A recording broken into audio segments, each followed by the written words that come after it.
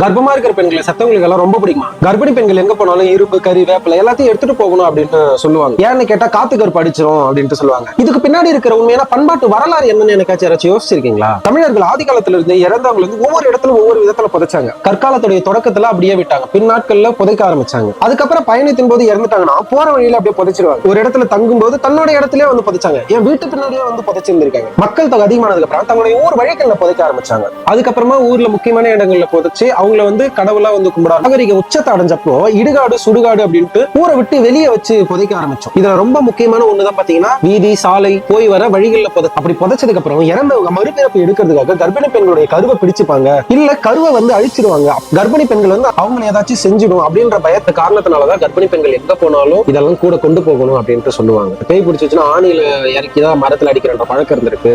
மரங்கள் வந்து தாய் தெய்வமா பெண் தெய்வதைகளா நம்பப்பட்டது. கரித்துண்டு அதனுடைய வாசம் தடுக்கும் அப்படின்னு சொல்லுவாங்க.